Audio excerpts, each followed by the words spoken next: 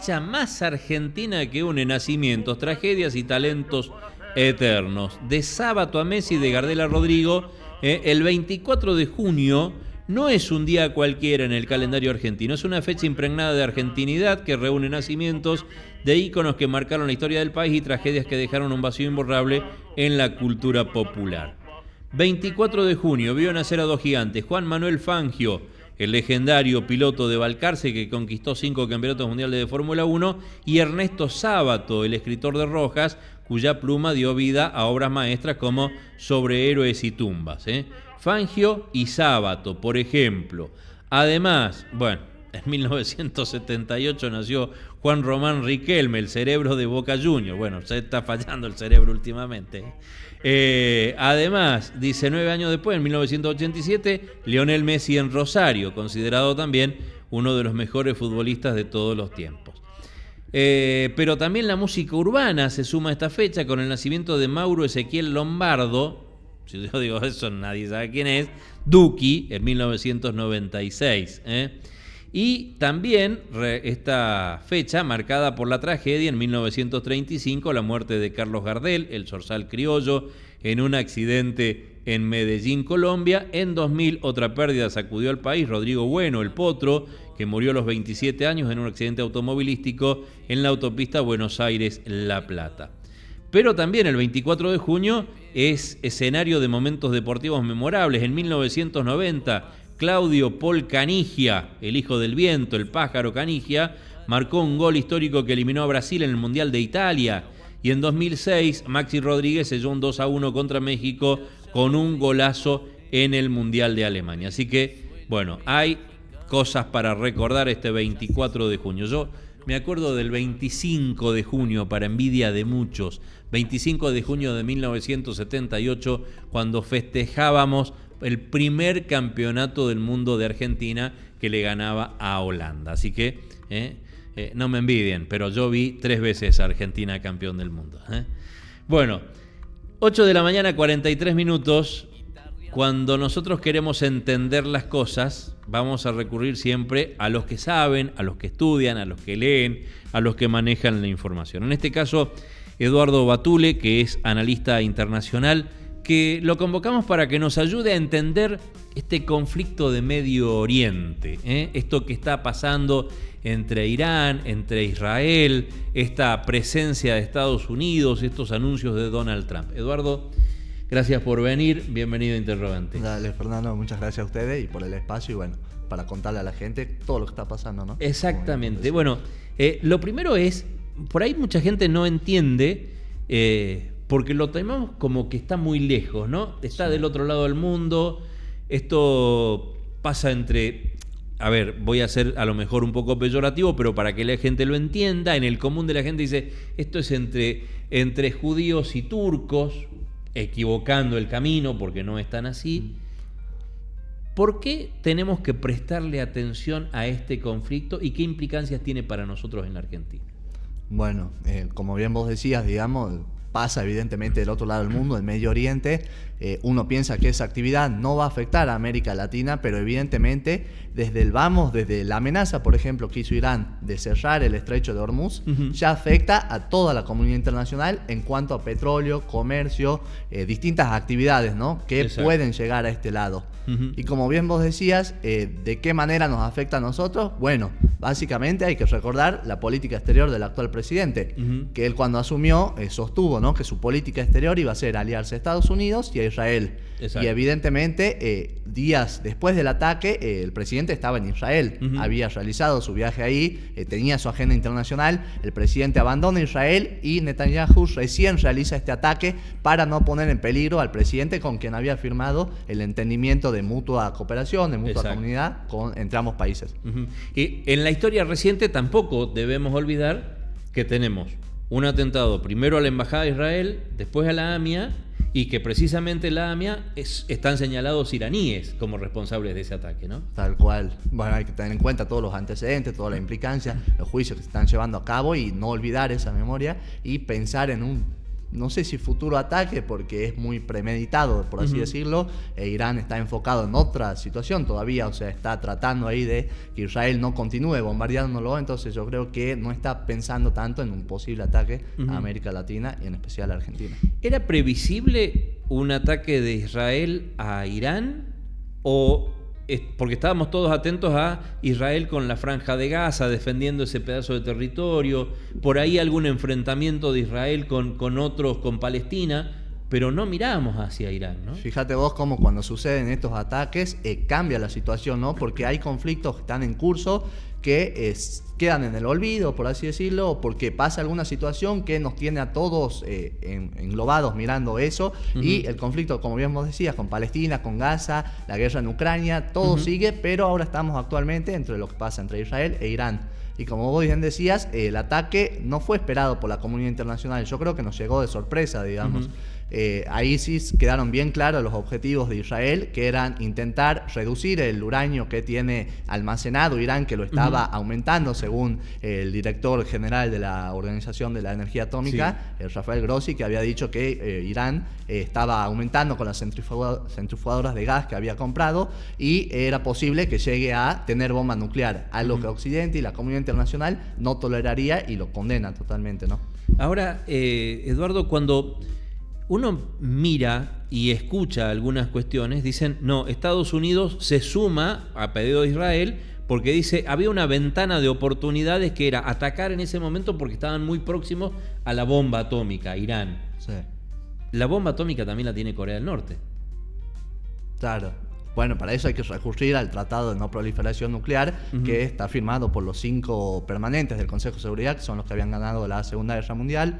Recordemos que Irán no lo firmó, sí lo ratificó, lo firmó, pero ahora no estaba cumpliendo con los acuerdos estipulados. Israel directamente no lo firmó. Corea del Norte se retiró en 2003, pero también son países que tienen bombas atómicas. India, Pakistán, Rusia, que son los que opinan y los que pueden manejar la situación, porque son los que tienen los armamentos necesarios para defenderse ante un posible ataque, que yo creo que nadie espera que suceda, porque sería devastador. Que es uno de los interrogantes que se plantea, ¿no? Los ataques de Estados Unidos a Fordow y a las otras bases, a las otras 2 bases, ¿qué consecuencias puede tener? Porque no es solamente destruirle las bases, sino también los niveles de radiación que puede producir a partir de los bombardeos, ¿no? Bueno, sí, la parte de radiación, supuestamente, por palabras de Rafael Grossi y de su equipo, estaba totalmente controlado. Ahora vos fíjate que hay posiciones distintas, ¿no? A nivel oposición en Irán, o personas que opinan de afuera, que conocen al régimen desde adentro. Y justamente ayer habló el que era el hijo del Shah en su momento, que había sido derrocado por la revolución islámica que gobierna actualmente desde el 79 hasta ahora. Está Ali Khamenei, que es el líder, el ayatollah supremo, que él decía, bueno, hay que derrocar directamente la revolución, el régimen de teocrático, y no solo afectar o intentar que no aumente su uranio, porque eso no tiene nada que ver una cosa con la otra. Directamente hay que cambiar la forma de pensar de Irán y hay que tratar de llevarla a una posible democracia. Claro. Lo cual se ve impensado y se ve muy difícil, digamos. Totalmente, ¿no? Pero bueno, ha habido protestas a lo largo de este tiempo en Irán, las mujeres que también, por el uso de velo, recordarán las protestas por Mahsa Amini también, personas que han sido asesinadas allí, que es un régimen totalmente complicado a la hora de analizarlo a nivel internacional y que evidentemente a la vista de todo el mundo y a la parte de Occidente, por así decirlo, buscan que caiga de alguna manera. Si nos ponemos en situación hoy, la última información, yo hace un rato iba repasando tapas de diarios y títulos, algunos dicen, Donald Trump anunció el cese del fuego, ayer mismo Irán dijo, no, nosotros no cesamos ningún fuego, no hay ningún acuerdo, después sí había algunos funcionarios que dijeron, sí, vamos a hacer un cese del fuego, y después hubo ataques. ¿Cuál sería hoy, en este momento, la situación? Bueno, yo creo que hay que estar muy atento a cómo avanzó la diplomacia a nivel digital, ¿no? Vemos presidentes que se comunican por sus propias redes sociales, en este caso Donald Trump, que utiliza su propia plataforma, Truth Social, en vez de X, que usan distintos líderes internacionales, y él anunció el alto al fuego, ¿no? Yo no sabemos si consultó con las partes o directamente fue una forma de él anunciarlo y decir yo puedo hacerme cargo de esta situación y puedo lograr un acuerdo entre ambos países. Recordemos cuando asumió Donald Trump, él dijo la guerra de Ucrania conmigo en mi presidencia no hubiera empezado y una vez que yo llegue al poder la paro en un día o en 24 horas. Bueno, evidentemente eso no fue así, se le fue siendo puesta arriba la política económica, la política exterior de Donald Trump y se siente en esa necesidad, ¿no? de tuitear esto, de comunicarle al mundo. Bueno, como bien vos decías, Irán no lo aceptó todavía, Israel sí lo confirmó, pero evidentemente cuando empezó el cese al fuego hubieron ataques de nuevo entre ambos, el lanzamiento de misiles, todo, y justamente recién como última información, Donald Trump antes de partir a la cumbre de la OTAN, que eso es muy importante también porque van a estar reunidos tanto los europeos como el presidente de Norteamérica, ha dicho que tanto Israel como Irán han violado el cese al fuego y que está enojado con la decisión de Israel. Esto es muy importante porque le suelta la mano de alguna manera a Netanyahu, después se la vuelve a agarrar, entonces tiene ahí como un bipolarismo, digamos, por así decirlo, que no sabemos para dónde va y bueno, no sabemos cuánto va a durar este cese al fuego o si volverán a atacar, ¿no? Porque Irán también tiene su derecho y se defiende de toda la situación. Tal cual. Vos sabés que leía justamente lo que puso Donald Trump anoche, donde dice felicitaciones a todos. Israel e Irán han acordado plenamente que habrá un alto al fuego total en aproximadamente 6 horas cuando ambos países hayan completado sus misiones finales. Durante 12 horas, momento en el cual se considerará que la guerra ha terminado. Oficialmente Irán iniciará el alto al fuego y a las 12 horas Israel lo iniciará y a las 24 horas el mundo anunciará oficialmente el fin de la guerra de los 12 días. Bueno, esto es parte del comunicado que él pone en la red social que termina diciendo la guerra de los 12 días termina, Dios bendiga al mundo, Donald Trump, qué sé yo. Lo que me surge es, digo, si él pone en esto de que primero arranca Irán en las 12 horas, después Israel, digo, alguna verosimilitud tiene o alguna veracidad tiene el texto que pone Donald Trump. Algo habrá hablado. Totalmente, porque si no, no se mandaría a escribir todo esto y a analizarlo de esa manera, ¿no? Yo creo que, bueno, los responsables de esta situación no han querido cumplir con este alto al fuego de alguna manera. La situación sigue siendo complicada porque no se resuelve de un día para el otro, ¿no? Lo que está pasando. Entonces, bueno, lo que se busca es sí un alto al fuego de 24 horas o de días, como lo proponen los presidentes. Se ha planteado tanto para la guerra en Ucrania y Rusia en su momento como para esta situación. Evidentemente hay ataques que se dan que hacen que esto se rompa y que vuelva el conflicto a desarrollarse y afectando también a los países de la región, ¿no? Mira, la última noticia que llega a través de Noticias Argentinas: Irán bombardeó el sur israelí tras expirar el alto al fuego total anunciado por Trump.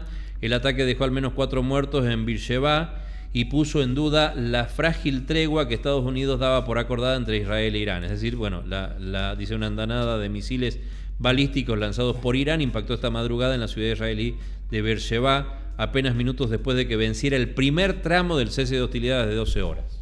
Totalmente. Son las actividades que van teniendo a cabo que uno piensa, bueno, lo dijo Trump, ya está, hay un alto al fuego, pero evidentemente no, digamos, los países se siguen atacando y siguen habiendo estas cuestiones que terminan afectando también, ¿no?, a la población civil de alguna manera. Ya ves la cantidad de muertos ahí. Cada ataque o cada cuestión que pasa o avanza afecta también no solo a personas importantes, como fue el primer ataque de Israel que mató a gran parte de la cúpula iraní, sino también gente que sufre por esta cuestión de la lucha de dos presidentes o la lucha de quién tiene más pisada en Medio Oriente. Tal cual. Bueno, vos decías recién, me voy a referir a algo que pasó cuando arrancó el conflicto, que fue, creo que el ayatolá, el que dijo, Khamenei, dijo, vamos a hacer algo, va a ser una sorpresa que el mundo la recordará durante mucho tiempo, ¿no? Sí. Y todos pensamos, bueno, estos van a hacer volar todo por los aires. Luego vimos que eso no pasó, pero sí, vos lo nombraste recién, está el estrecho de Hormuz. Y ellos dijeron, lo cerramos al estrecho de Hormuz. Si se cierra ese estrecho, donde pasa entre el 20 y el 30% de la población, de la producción de petróleo mundial, la economía del mundo tiembla. Totalmente. Y afecta también a la propia Irán, digamos. No le conviene en este momento. Lo tiene como elemento de amenaza, como elemento de disuasión, pero recordemos que Irán en los últimos tiempos ha tenido problemas en su economía también. Entonces, si de alguna manera cierra el estrecho de Hormuz, termina afectando también a su propia población. Entonces, bueno, lo hicieron como volver para atrás con su retórica, tanto Estados Unidos como China, que China tampoco iba a tolerar que cierren el estrecho porque también se alimenta bastante de esa situación. Y fíjate vos cómo las principales potencias marcan la cancha, ¿no? En Medio Oriente, Estados Unidos, China y Rusia. Y el mundo árabe, porque hablando del estrecho de Hormuz, estamos hablando de Omán, Emiratos Árabes, Emiratos Árabes, estamos todos ahí. Digo, el mundo árabe en algún momento ¿se puede unir más allá de que no compartan la carrera armamentista de Irán? Y a ver, bueno, la unión por ahí del mundo árabe o el famoso panarabismo que fue en su momento, digamos, yo creo que es complicado hoy en día porque hay muchas situaciones, ¿no? Para darse esa unión, tanto conflictos políticos, sociales, religiosos, que es lo más importante. Entonces no veo posible en el corto plazo una unión de estos países. Si a futuro, si van cambiando, por ejemplo, Siria hace poco venció la dictadura y cambió de régimen, ¿no? De a poco el nuevo régimen de Siria está apoyando de alguna manera a Israel. Entonces se van dando vueltas los actores y va sucediendo todo el tiempo, como cambia la información. Aparte, de acuerdo a los intereses económicos también, ¿no? Porque Arabia Saudita tiene un doble papel también. Por un lado apoya a Israel, por el otro lado no la apoya a Israel, digamos, en función de los intereses económicos o de los intereses políticos. Claro, defiende su rol como de petróleo, digamos, de apertura, el rol en la OPEP también, que juega un rol importante, y bueno, marca la cancha porque también tiene que defender sus intereses, obviamente. Viniendo más a la Argentina, viniéndonos propiamente a la Argentina, ¿no? Sí. La actitud de Milei, esto de decir estamos del lado correcto de la historia, que ayer el justicialismo se lo reclamó, inclusive hay un documento diciendo fue muy inconsulto. Diplomáticamente, ¿es correcto lo que hizo? Bueno, a ver, él básicamente planteó, siempre mantuvo, ¿no?, su política exterior. En ese sentido, sí vamos a decir que no cambió nunca. Desde antes que era presidente viene defendiendo las políticas de Israel, de Estados Unidos, de los países de Occidente. Recordemos, él mismo es israelí, lo vimos llorar en el Muro de los Lamentos, toda la situación que lo lleva a conocer su lazo de hermandad, por así decirlo, con Israel. Y bueno, eso lo lleva a la política exterior de Argentina hoy en día como rol de presidente, dando todas las noticias a nivel internacional y haciendo por ahí, preocupar un poco a la gente porque piensa que Irán puede tomar represalias contra el país argentino, cosa que creo que no vaya a pasar, y que se trate de resolver lo que ya quedó como antecedente y que no tengamos un futuro ataque que pueda ser otro problema para el país. Tal cual. Es hacer futurología, pero es probable que se acabe la guerra y que entremos en esa diplomacia aún digital que los acerque un poco más a estos líderes mundiales. Yo creo que acabar la guerra no, el cese al fuego sí, directamente se sientan y lo piensan y se dejan de atacar, eso sí es posible. Va a pasar esta situación, pero se va a volver a la situación que está en la Franja de Gaza, la situación de Palestina. Entonces todo eso continúa, digamos, porque ahora está como en un stand-by, digamos, esa situación. Entonces pasa esta novedad o esto que viene desde el 12 de junio y que Trump lo llamó la guerra de los 12 días, se termina de alguna manera y los conflictos que están en curso siguen totalmente. Claro. Entonces la paz pasa es muy lo de Irán, pero digamos, vuelve lo de Gaza, vuelve lo de Palestina. Volvemos a tener noticias en Ucrania. Entonces, Ucrania, claro, es muy difícil que se sienten realmente en una mesa de negociación las dos partes involucradas y acuerden cosas realmente necesarias. Vos recordarás, llevándolo un poco a la guerra de Rusia-Ucrania, se sentaban a negociar, pero era intercambio de prisioneros o intercambio de comercio, pero no el fin de la guerra y decir, bueno, yo quiero esto, vos querés esto, de qué manera llegamos a un punto medio y de qué manera los dos nos dejamos de atacar, algo que es complicado.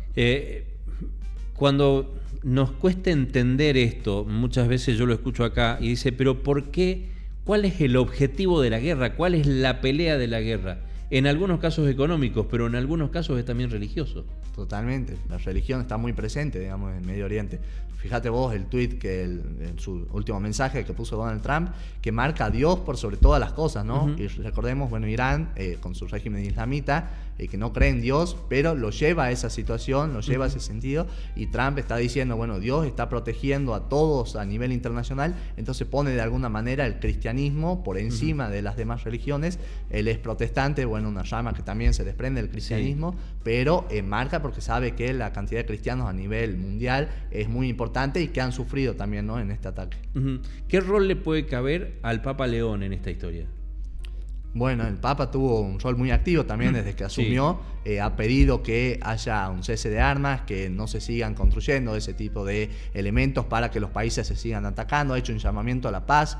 Yo creo que los líderes escuchan al Papa, pero no terminan de llevar adelante lo que él marca como agenda, ¿no? Evidentemente dicen, bueno, escuchamos al Papa León, dijo esto, pero después vemos que se vuelven a atacar. Claro. Entonces son como palabras vacías, por así decirlo, que es muy complicado que impacte realmente a los líderes, a la cabeza de ellos, ¿no?, el pensamiento.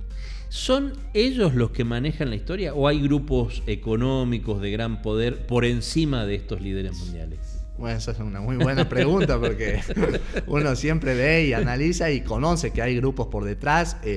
Uno quiere creer que los presidentes son los que realmente llevan a cabo tanto la política interna como la política exterior de sus países, que la gente elige y ese voto realmente sirve, pero evidentemente hay grupos, hay intereses, hay más allá de lo que son los estados, hay organismos internacionales, hay gente que de alguna manera está al tanto de lo que pasa en el mundo y que si afecta a sus intereses, bueno, evidentemente no lo va a permitir y actúa en consecuencia de eso, ¿no?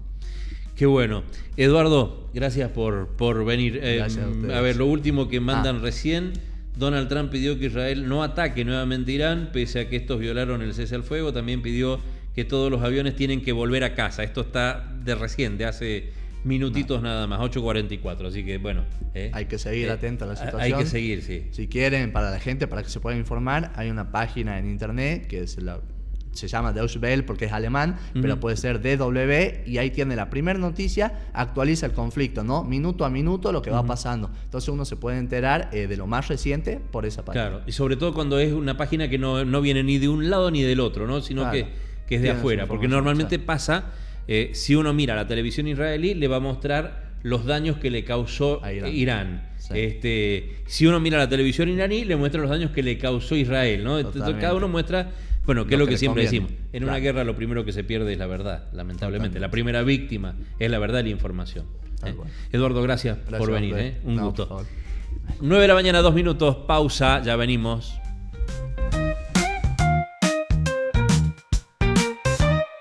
¿Querés saber qué obras es?